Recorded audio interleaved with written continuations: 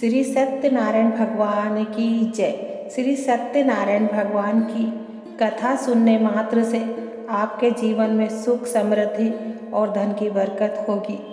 श्री सत्यनारायण कथा प्रारंभ। प्रथम अध्याय। व्यास जी ने कहा, एक समय नैमिषारण्य तीर्थ में सोनकादिक 88,000 ऋषियों ने पुराण वेदता श्री सूत जी से पूछा, हे सूत जी, इस कलयुग में वेद विद्या रहित मानवों को ईश्वर भक्ति किस प्रकार मिलेगी और इसका उद्धार कैसे होगा? हे मुनिवर, आप ऐसा कोई व्रत अथवा तप बतलाइए जिसे करने से मनुष्य थोड़े ही समय में पुण्य प्राप्त कर सके और उसे मनोवांछित फल भी मिले। ऐसे मनोरथ पूर्ण करने वाली कथा सुनने की हमारी प्रबल इच्छा है। श्री सूत जी बोले, हे वैष्णव के पूज्य, आप सभी ने मानव हित की बात पूछी है। आप सबके अनुरोध पर मैं उस श्रेष्ठ व्रत को अवश्य कहूँगा जिसे नारद जी ने एक समय भगवान श्री लक्ष्मी नारायण जी से पूछा था और श्री विष्णु जी ने नारद जी को बताया था। उस कथा को मैं तुम सबसे कहूँगा, सुनो। किसी समय योगी राज नारद जी दूसरों के हित की इच्छा करके सभी लोगों का भ्रमण करते हुए मृत्यु लोक में पहुँचे। यहाँ अनेक योनियों में जन्मे प्राय सभी मनुष्यों को अपने कार्यों के अनुसार दुखों से पीड़ित देखकर उन्होंने विचार किया कि कौन यत्न के करने से निश्चित रूप से प्राणियों के दुखों का अंत हो सकेगा। ऐसा अपने मन में विचार कर श्री नारद जी विष्णु धाम पहुँचे। दूसरा अध्याय। विष्णु लोक में नारद जी पीत वर्ण और 4 भुजाओं वाले देवों के इस नारायण को, जिनके हाथ शंख, चक्र, गदा और पद्म से सुशोभित थे तथा जो गले में वरमाला पहने हुए थे, उन्हें देखकर उनकी स्तुति करने लगे। नारद जी विष्णु जी से बोले, हे प्रभु, आप अत्यंत दुर्लभ शक्तियों से युक्त हैं। मन तथा वाणी भी आपको पाने में असमर्थ है। आपका आदि मध्य अंत कोई नहीं जानता। आप निगुण स्वरूप सृष्टि के कारण भक्तों के दुखों को हरने वाले हैं। आपको मेरा नमस्कार है। नारद जी से इस प्रकार की स्तुति सुन भगवान लक्ष्मीपति विष्णु जी बोले, हे मुनि श्रेष्ठ, नारद जी, आपके मन में क्या है? आपका आगमन यहाँ किस कारणवश हुआ है? निसंकोच कहो। तब नारद जी ने कहा, हे प्रभु, मृत्यु लोक में सभी प्राणी जो अनेक योनियों में पैदा हुए हैं, अपने अपने कर्मों द्वारा अनेक प्रकार के दुखों से ग्रस्त दुखी हो रहे हैं।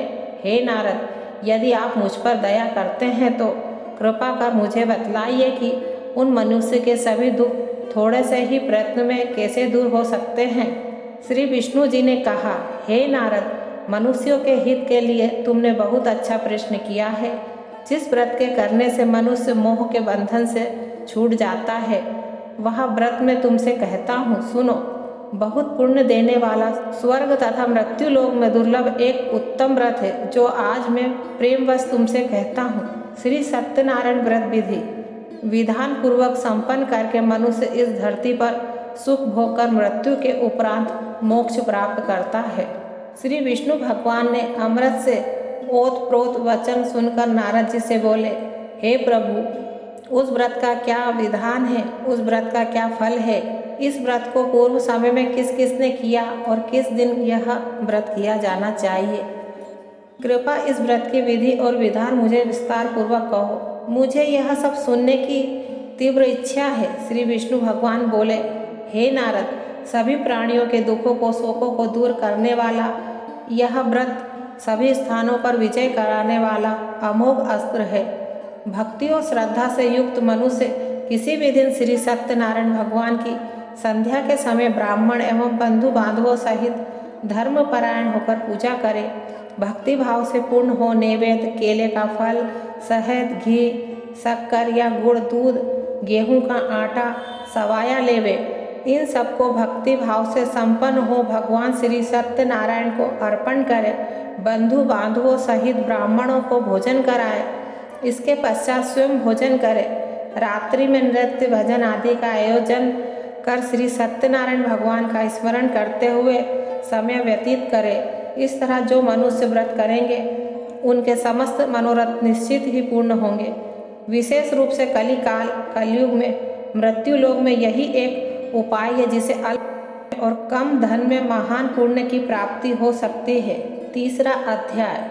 सूत जी बोले, हे ऋषियों, जिन्होंने पहले समय में इस व्रत को किया है, अब मैं उनका इतिहास कहता हूँ। कृपा आप सब ध्यान से सुने।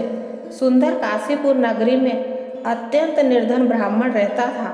वह ब्राह्मण नित्य प्रति भूख प्यास से व्याकुल होकर पृथ्वी पर भ्रमण करता था। ब्राह्मणों से प्रेम करने वाले श्री विष्णु भगवान ने ब्राह्मण को दुखी देखकर एक दिन बूढ़े ब्राह्मण का रूप धारण करके उस दुखी व निर्धन ब्राह्मण के समक्ष पहुंचकर आदर के साथ पूछा, हे विप्र, तुम नित्य प्रति ही दुखी होकर पृथ्वी पर क्यों घूमते हो?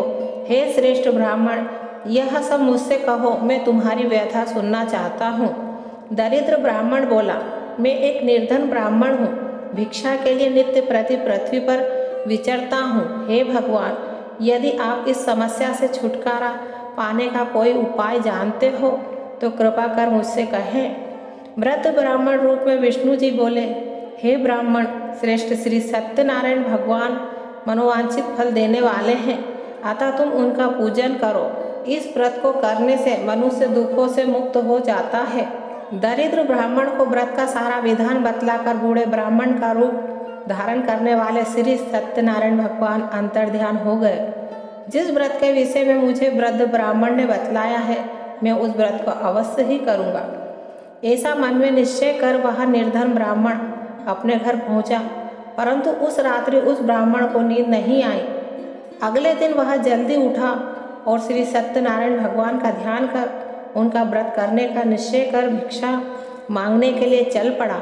उस दिन उस दरिद्र ब्राह्मण को भिक्षा में बहुत सा धन मिला, जिससे उसने पूजन का सब सामान खरीद कर घर आकर अपने बंधु बांधवों के साथ भगवान श्री सत्यनारायण का व्रत किया, जिसके करने से वह दरिद्र ब्राह्मण सब दुखों से छूटकर अनेक प्रकार की संपत्तियों से युक्त हो गया। तब से वह प्रत्येक मास व्रत करने लगा। श्री सत्यनारायण भगवान के व्रत को जो मनुष्य शास्त्र विधि के अनुसार श्रद्धा पूर्वक करेगा, वह सब पापों से मुक्त होकर मोक्ष को प्राप्त होगा। आगे जो मनुष्य पृथ्वी पर श्री सत्यनारायण भगवान का व्रत करेगा, वह अपने सभी दुखों से छूट जाएगा। इस तरह नारद जी से सत्यनारायण भगवान का कहा हुआ व्रत मैंने तुमसे कहा है। हे विप्र, अब आप और क्या सुनना चाहते हैं, मुझसे कहें। तब ऋषियों ने कहा, हे मुनीश्वर, संसार में उस विप्र से सुनकर किस किस ने इस व्रत को किया, हम सब सुनना चाहते हैं। हमारे मन में यह सब सुनने की इच्छा व श्रद्धा है। श्री सूत जी ने कहा, हे मुनियों, जिस जिस प्राणी ने इस व्रत को किया, उन सब की कथा ध्यान पूर्वक सुनो।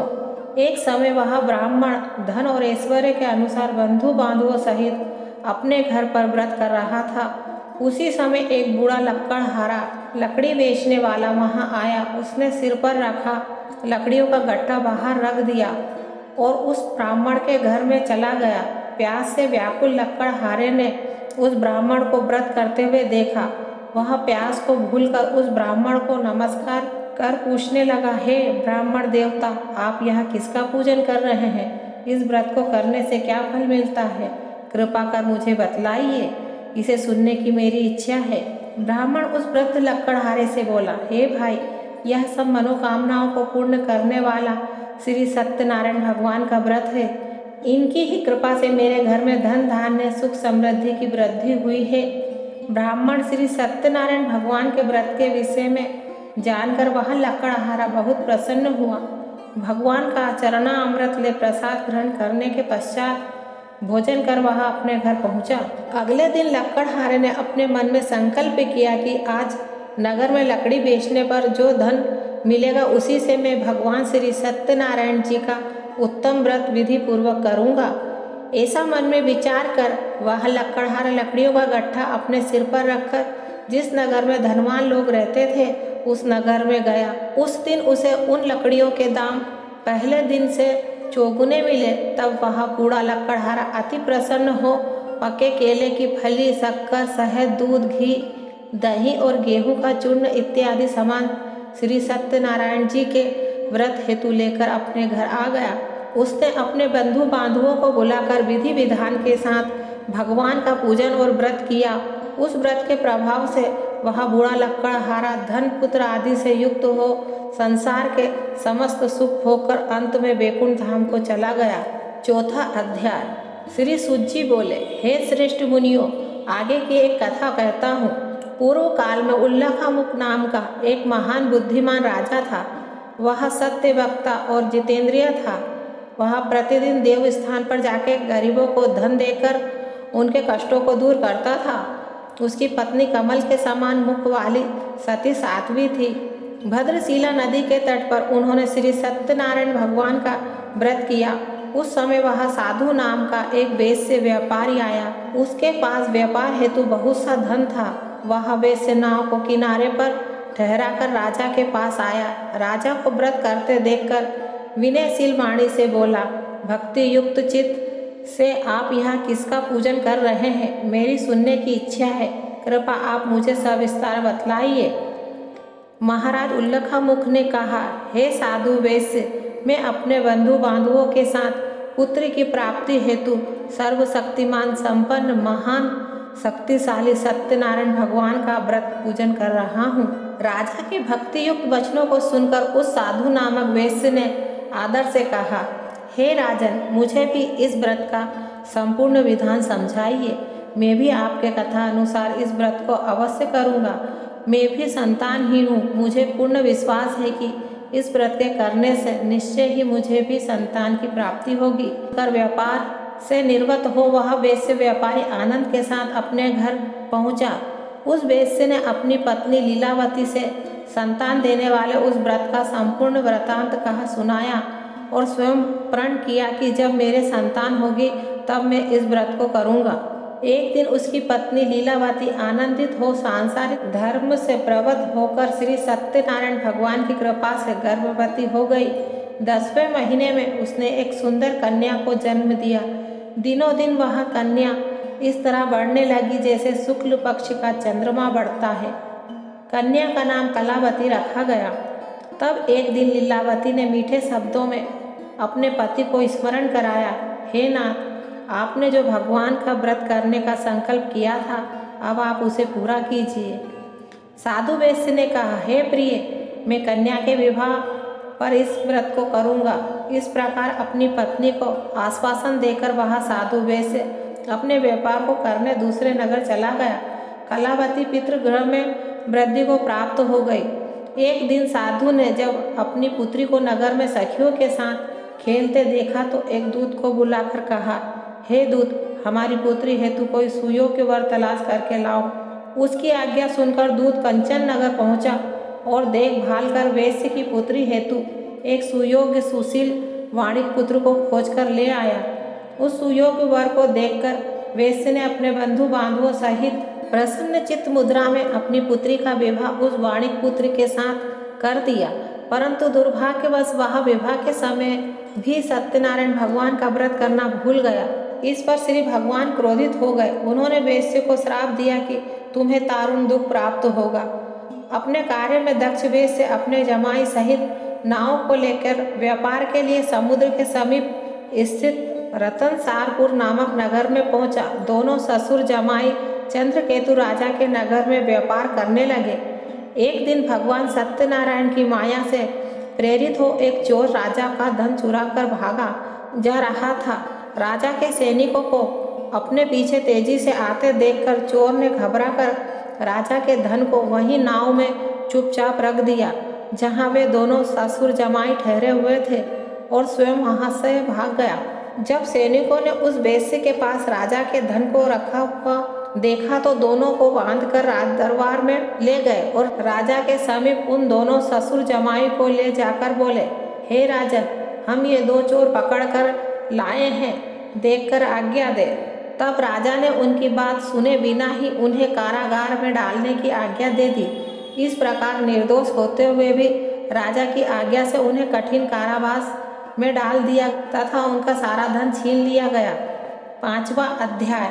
सत्यनारायण भगवान के श्राप के कारण साधु वैश्य की पत्नी लीलावती व पुत्री कलावती भी घर पर अत्यधिक दुखी हुई। उनके घर में रखा धन चोर चुरा कर ले गया। शारीरिक व मानसिक पीड़ा तथा भूख प्यास में अति दुखी हो भोजन की चिंता में लीलावती की कन्या कलावती एक ब्राह्मण के घर गई।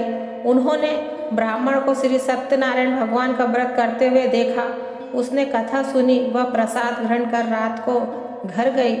लीलावती ने अपनी पुत्री कलावती से पूछा, हे पुत्री, तू अब तक कहाँ रही? वह तेरे मन में क्या है? कलावती बोली, हे माता, मैं ब्राह्मण के घर कुछ भोजन के लिए गई थी। मैंने वहाँ श्री सत्यनारायण भगवान का व्रत होते देखा, इसीलिए मुझे वहाँ देर हो गई। कन्या के वचनों को सुनकर लीलावती श्री सत्यनारायण भगवान के पूजन की तैयारी करने लगी। उसने परिवार व बंधु बांधवों सहित श्री सत्यनारायण भगवान का पूजन व व्रत किया और वर मांगा कि मेरे पति और दामाद शीघ्र ही लौट आए, और साथ ही अपने अपराधों के लिए श्री सत्यनारायण भगवान से क्षमा याचना की। श्री सत्यनारायण भगवान जी लीलावती के इस व्रत व पूजन से अत्यंत प्रसन्न। उन्होंने राजा चंद्रकेतु को स्वप्न में दर्शन देकर कहा, हे राजन, जिन दोनों वेश्य को तुमने बंदी बना रखा है वे निर्दोष है, उन्हें प्रातः ही छोड़ दो। उनका सब धन जो तुमने ग्रहण किया है उसे लौटा दो, अन्यथा मैं तेरा धन, राज्य, पुत्र आदि सब नष्ट कर दूंगा। राजा को ऐसे वचन कहकर भगवान अंतर्ध्यान हो गए। प्रातःकाल राजा चंद्रकेतु ने सभा में सबको अपना स्वप्न सुनाया और सैनिकों को आज्ञा दी कि दोनों वाणी पुत्रों को कैद से मुक्त कर सभा में लाया जाए। दोनों ने आते ही राजा को प्रणाम किया। राजा ने कोमल वचनों से उनका सत्कार करते हुए कहा, हे महाअनुभवो, तुम्हें दुर्भाग्यवश ऐसा दुख प्राप्त हुआ, अब तुम्हें कोई भय नहीं, तुम अब मुक्त हो। ऐसा कहकर राजा ने उनको नए नए वस्त्र आभूषण पहनाए तथा उनका जितना भी धन लिया था उससे दूना लौटाकर आदर से विदा किया। दोनों वेश्य अपने घर को चल दिए। छठा अध्याय। श्री सूत जी बोले, वेश्य ने मंगलाचार करके यात्रा आरंभ की और अपने नगर को चला। उनके थोड़े दूर आगे बढ़ने पर दंडी वेशधारी श्री सत्यनारायण ने उनसे पूछा, हे साधु, तेरी नाव में क्या है? अभिमानी वाणिक हंसता हुआ बोला, हे दंडी, आप क्यों पूछते हैं? क्या धन लेने की इच्छा है? मेरी नाव में तो बेल और पत्ते भरे हैं। वेश्य का कठोर वचन सुनकर दंडी वेशधारी श्री सत्यनारायण भगवान ने कहा, तुम्हारा वचन सत्य हो। ऐसा कहकर दंडी वेशधारी वहाँ से चले गए और कुछ दूर जाकर समुद्र के किनारे बैठ गए। दंडी महाराज के जाने के पश्चात वेश्य ने नित्य क्रिया से निर्वत होने के बाद नाव को ऊंची उठी देखकर अचंभा किया तथा नाव में बेल पत्ते आदि देखकर मूर्छित जमीन पर गिर पड़ा। मूर्छा खुलने पर शोक प्रकट करने लगा। तब उसके जमाई ने कहा, आप शोक न करो, यह दंडी महाराज का श्राप है, अतः उनकी शरण में ही चलना चाहिए, तभी हमारी मनोकामना पूर्ण होगी। जमाई के वचन सुनकर वेश्य दंडी महाराज के पास पहुंचा और अत्यंत भक्तिभाव से प्रणाम करके बोला, मैंने जो आपसे असत्य वचन कहे थे उनके लिए मैं क्षमा प्रार्थी हूँ। ऐसा कहकर वह बहुत दुखी होकर रोने लगा। तब दंडी भगवान बोले, हे वाणिक पुत्र, मेरे श्राप से बार बार तुझे दुख प्राप्त हुआ है, तू मेरी पूजा से विमुख हुआ है। वेश्य ने कहा, हे भगवान, आपकी माया से ब्रह्मा आदि देवता भी आपके रूप को नहीं पहचान पाते, तब मैं अज्ञानी भला कैसे जान सकता हूँ? आप प्रसन्न होइए, मैं अपने सामर्थ्य के अनुसार आपकी पूजा करूँगा, मेरी रक्षा करो और पहले के समान मेरी नौका को धन से परिपूर्ण कर दो। उनके भक्ति युक्त वचनों को सुनकर श्री सत्यनारायण भगवान प्रसन्न हो गए और उनको इच्छा अनुसार वर देकर अंतर्ध्यान हो गए। तब ससुर व जमाई दोनों ने नाव पर आकर देखा कि नाव धन से पूर्ण है। फिर वह भगवान सत्यनारायण का पूजन कर साथियों सहित अपने नगर को चल दिए। जब वह अपने नगर के निकट पहुंचा तब उसने एक दूत को अपने घर भेजा।